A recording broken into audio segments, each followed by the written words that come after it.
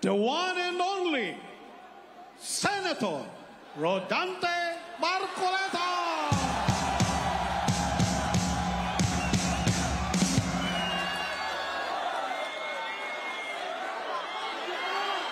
Magandang gabi, mga kapatid, mga kababayan.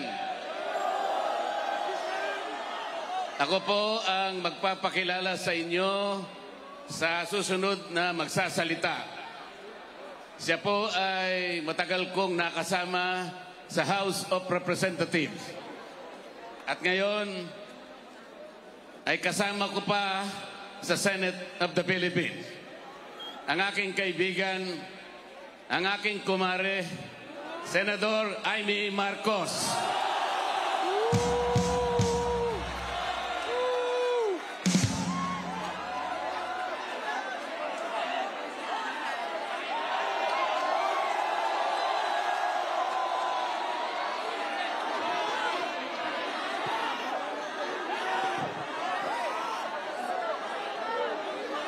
Magandang gabi po sa inyong lahat, mga mahal na kapatid. Ka-Israel, ka-Bien, ka-Erds, ka-Arnel, lahat ng ating minamahal na kapatid. Higit sa lahat ang classmate ko mula Congress hanggang Senado, Senador Manong Dante Marcoleta. Napakahirap po ang pumunta, tumayo at magsalita sa inyong harapan. Pero noon pa man, alam kong walang madali kapag ikaw ay Marcos. Nanginginig ako at ang aking boses, hindi dahil ako'y natatakot sa inyo, kundi dahil nalulungkot po ako. Ipagpaumanhin ninyo kung sa gitna ng pagsasalita ako, ako'y hihinto, hihinga dahil sa bigat ng aking kalooban. Pero hindi yan ang dapat kong ihingin ang paumanhin. Hindi yan ang kasalanan ko sa bayan na dapat ihingi ko ng tawad. Narito po ako dahil sa tawag ng Iglesia ni Cristo para sa transparency, accountability at hustisya. At dahil sa tawag ng sarili kong konsensya, bilang senador, bilang kapatid, bilang Pilipino. Bata pa lamang kami ni Bongbong, alam na ng buong pamilya ang problema sa kanya.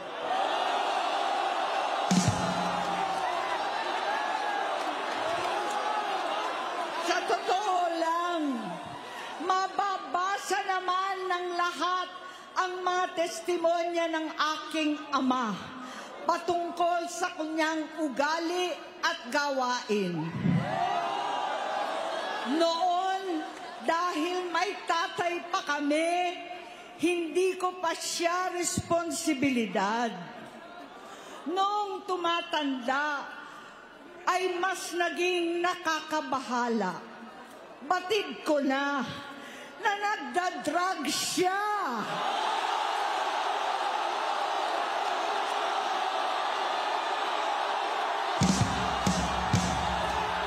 Nalaman ko at ng pamilya, nalaman ng pamilya, seryoso ito.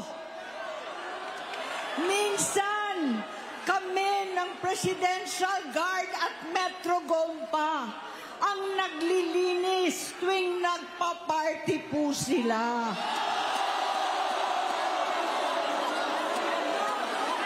Namuhay kaming magkakapatid sa ibang bansa. Kami-kami lang. kinumbinsi ko pa si Bongbong, pakasalan mo na si Lisa. Naisip ko noon, kapag nag-asawa siya, malalagay na sa tahimik at magkakaroon ng direksyon. Ang laki ng pagkakamali ko. Mas lumala ang kanyang pagkalulong sa droga.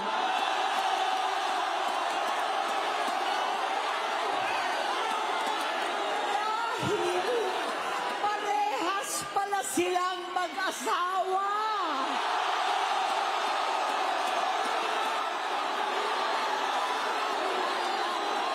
Naging gobernador siya ng Ilocos.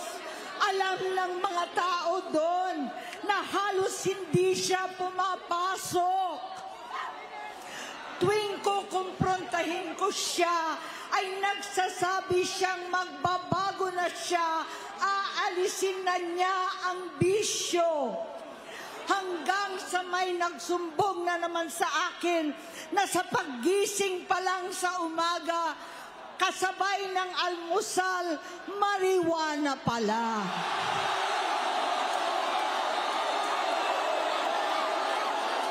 Maghapon sila. Lahat sila nagiinuman at gumagamit ng cocaine. Kasama ng asawa at barkada. Tulad ng ama ko, kinastigo ko ang mga barkada niya. Ang nasirang si Bong Dasa, si Edvi Cruz, Inigo, Tony Boy, Sap Anton, alam po ninyo yan. Paano nagre-resign na sa takot ang mga pulis nila at staff dahil sa lumalalang bisyo. Inayos ko sila dahil gusto niyang ituwid ang buhay niya.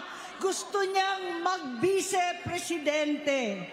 Hindi siya pinalad at lalong nagkaroon ng oras para sa bisyo.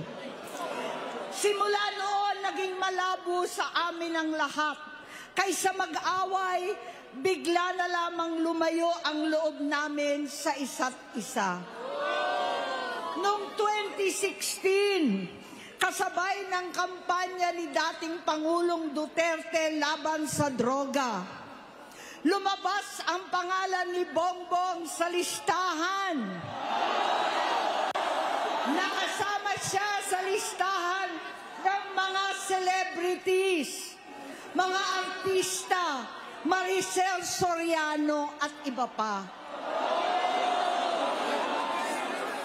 Masinsinan kong kinausap si Pangulong Rodi. Halos manikluhod ako. Sinabi kong ayon sa kapulisan, dapat unahin, usigin ang mga pusher at saka na lamang sagipin ang mga user.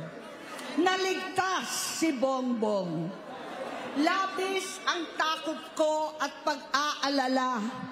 Kinausap ko siya at nagsabi siyang talagang siya ay nagbabago na.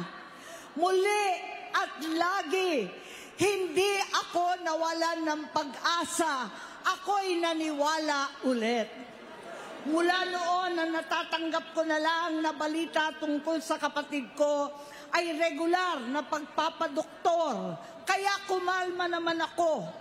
Inisip ko, totoo, dahil naopera na ang tuhod niya sa gout. Siguro, totoo na ito. Hanggang nito, nalaman ko na tuloy ang paggamit niya sa mga party, nagarapalan, naghahain ng droga. Pinagmamalaki pa ng mag-asawang kayang-kaya nila ang microdosing ng cocaine. Hati-hatiin daw para 4 na beses sa isang araw. Hindi mabibisto. Ang pampapadoktor, pinalabas nilang pag-stem cell. Nagpapalit daw ng dugo, nagpapa-blood transfusion. kayang-kaya raw, hindi ko maintindihan ang pinagsasabi. Noong 2021, kahit papano, nagkikita kami at nagkakausap. Sumamba siya sa aking talagang hinintunan niya. Naniwala ako kasi sabi niya gusto niyang tumakbo. Ang sabi ko, tutulong ako sa abot ng aking makakaya.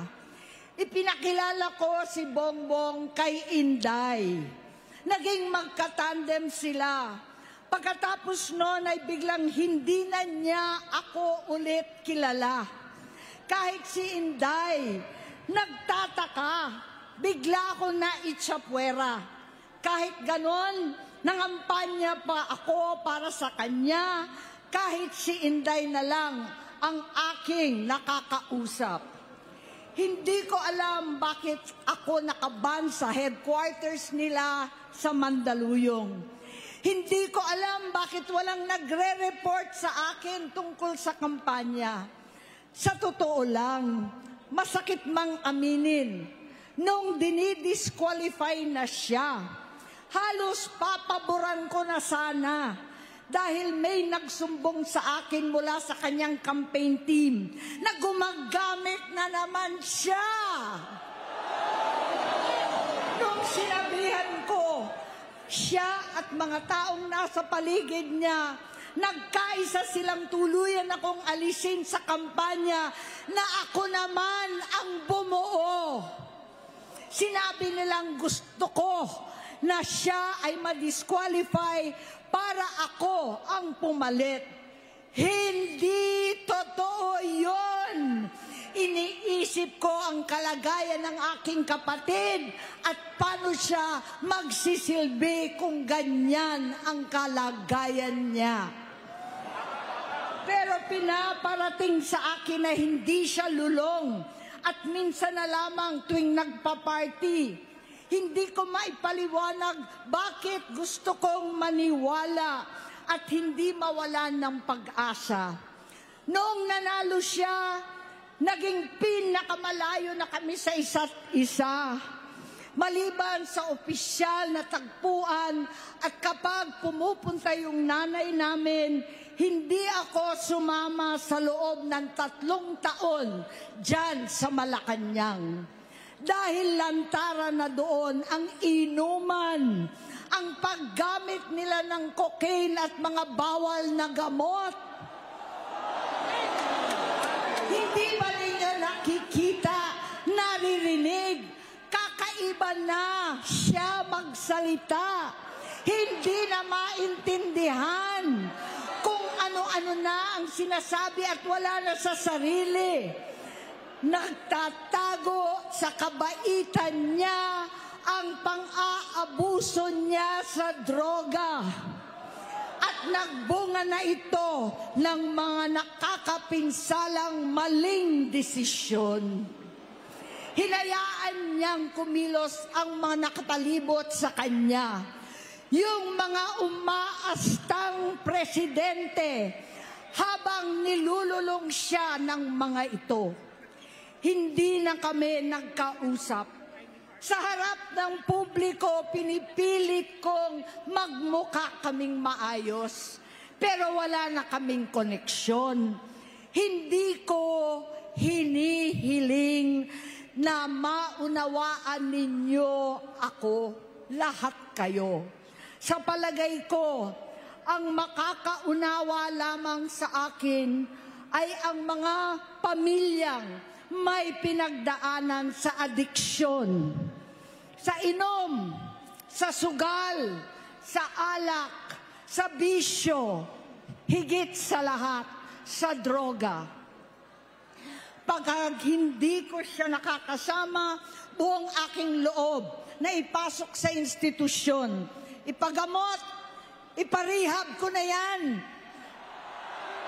Pero tuwing maghaharap kami noon, hindi kaya ng aking kalooban na gawin yon. Tuwing magsasabi siya sa akin na magbabago na siya, hindi ko siya kayang tiisin. Hindi ko kayang ipagkait sa kanyang pagkakataon at pagbabakasakali, umaasa ako at laging nananalangin na sana, oo nga, nagbago na siya. Hanggang dumating ang 2024 at 2025, yung bisyo niya na ang dahilan ng pagbaha ng korupsyon, kawalang direksyon, at maling-maling mga desisyon. Walang accountability, wala ng hustisya. Hindi na niya alam ang nangyayari. Hindi na pinapaalam sa kanya ang mga pangyayari. Sinamantala ng mga ito ang paggamit niya ng droga. Kinangkam na nila ang kaban ng bayan, habang ang mga dating tumatawag sa amin ng magnanakaw ay nakakita ng pagkakataon sirain ang lahat. Nagagamit na nila si Bongbong para sirain si Inday. Itinutulak pa nila si Bongbong at ang bayan sa bangin para umastang tagapagligtas. Mula sa pagtraidor at pagpapahamak kay VP Inday, sa confidential funds na kung tutuusin ang galing naman sa opisina ng Pangulo, hanggang sa pagpadukot sa dating Pangulong Duterte para itapon na lamang sa ibang bansa. Ang kabaitan ni Bongbong ay naging kalupitan. Garapalan ng pagtatakip sa kanya ng mga nasa Congress, sa Senado, mga miyembro ng kabinete. Kitang-kita na ng taong bayan, wala nang puwang ang kahihiyan. Para bang nauulit ang bangungot ng kasaysayan dinamas namin noon. 68 years old po ang tatay ko nung pinatalsik sa pwesto. 68 years old na rin si Bongbong ngayon. November 17 din, noong 2021, nung nakumbinsi ko si Inday na magbise kay Bongbong. November 18 po, bukas, ang ikatlong araw natin. 9 na taon na nakakaraan, saktong November 18 pa talaga, na pinalibing ni Pangulong Duterte ang tatay ko sa libingan ng mga bayani. Halo-halo na ang aking nararamdaman, pero alam kong ito ang dulo at hangganan ng aking pagtitiis at pananahimik. Hindi na tayo mananahimik. Dahil nalaman kong pati ang mga anak niya ay nagdodroga na.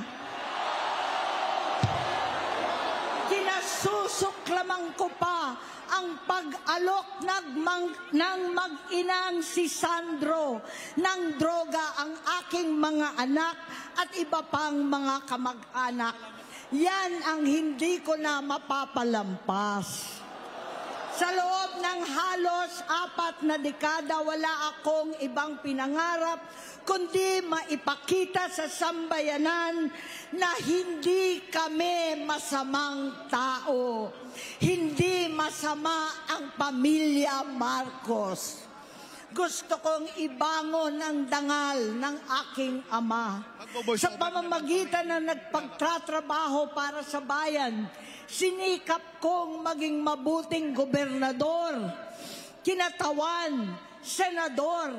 Hindi ako halos nagpapahinga para makapag-iwan sana ng legasiya na kapag sinabing Marcos, nabawi na namin ang tingin sa nakaraan.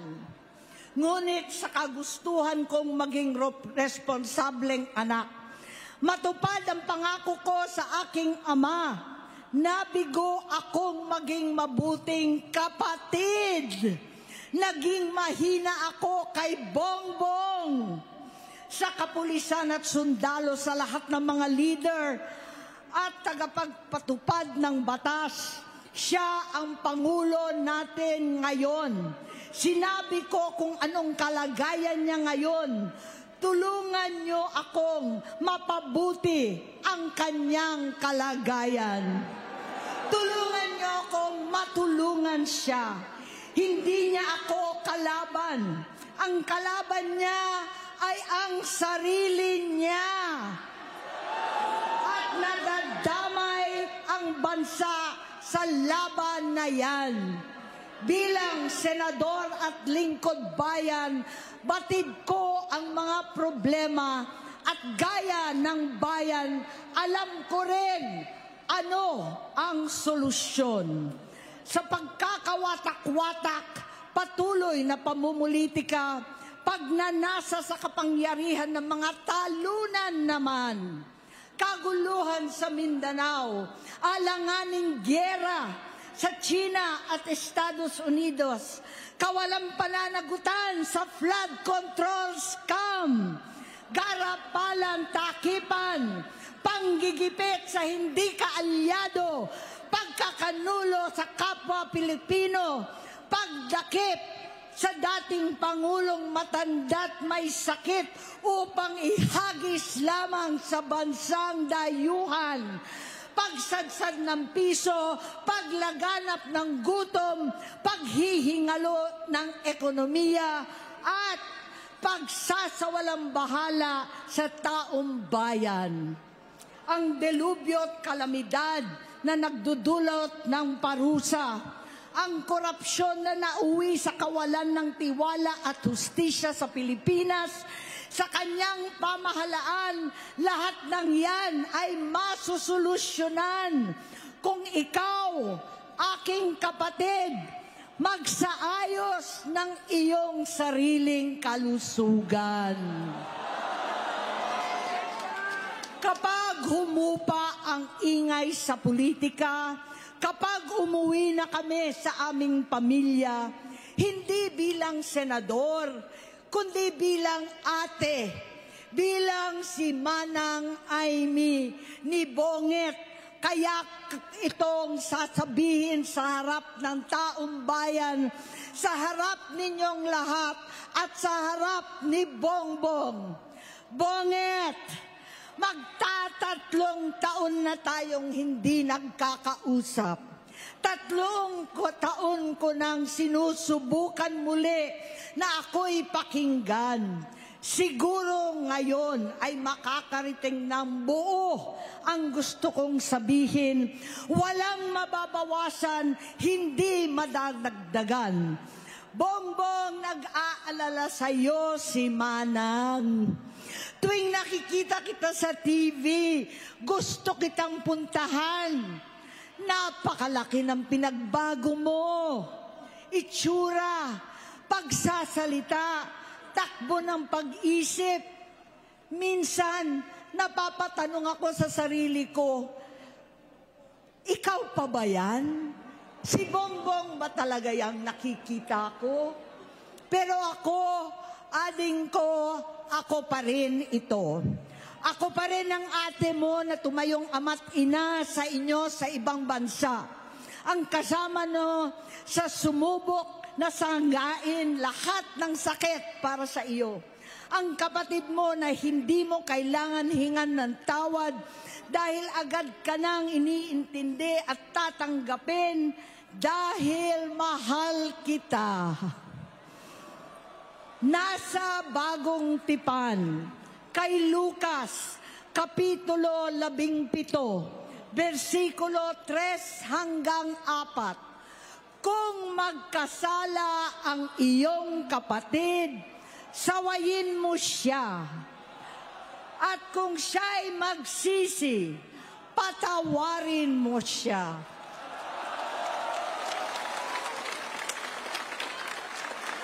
Tama na, ading ko. Tapusin mo na ang paghihirap mo at ng bayan. Gaya noong umalis tayo sa palasyo, kaya ko pa rin hawakan ang iyong kamay, huwag kang matakot. Malaki na ang dulot sa iyo ng droga. Sinisisi ko ang sarili ko dahil hindi ako nakinig sa mga sumbong. Hindi ako nakialam. Hindi ako maniwala. Pero hindi pa huli ang lahat. Tama na, ading ko. Magpahinga na tayo. Umuwi na tayo. Magpagamot, magpagaling at nangangako ako. Hindi ako malilingat. Hindi ako magkukulang. Lahat ng kasama mo ngayon, hindi natin kasama sa pinakamadilim na bahagi ng buhay natin.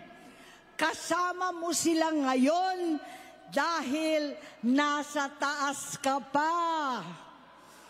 Ako at ang ating mga tunay na kapatid dito sa Luneta ang kasama mo kahit magdilim ulit ang lahat. Talikuran mo ang iniisip at ibinubulong nilang ambisyon. Unahin na natin ang kalusugan mo dahil sa adiksyon nabigyan mo ng malubhang karamdaman ang buong bansang Pilipino. Matatanda na tayo. Sakitan na si Mami. Alagaan na lang natin ang isa't isa. Kaliwat kanan man ang panghuhusga sa akin, malinaw sa aking puso na dapat mauna ang Diyos, ang bayan, pamilya at sarili. Hanggang sa mga oras na ito, Bonget, gusto kong malaman mo na hindi kita sinusukuan. Hindi ko kakayanin kung mapapahamak ka. Kaya hinihingi ko na tayo'y umuwi na, mamahinga alang sa iyong kalusugan. Kaya kung mabigo at mawala sa iyo ang posisyon, pero hindi ko kayang mawala ka sa amin. Ayusin mo ang sarili mo. Magpagamot, alisin ang droga sa iyong sistema. Wala akong ibang gusto, kundi gumaling ka, malampasan natin ito muli. Dahil wala akong ibang hinahangad bilang ate, kundi maging masaya ka. Maging ligtas sa panganib, malusog, matagumpay sa buhay. Itama ang mali, labanan ang adiksyon, at ako hindi kailanman aalis sa iyong tabi. Susuporta at hindi titigil manalangin kasama ninyo dito sa Luneta at sa buong mundo. Dahil iyon naman ang tungkulin at ibig sabihin ng salitang kapatid, kapatid, mabuhay kayong magkakapatid. Maraming salamat po, Senator Amy Marcos.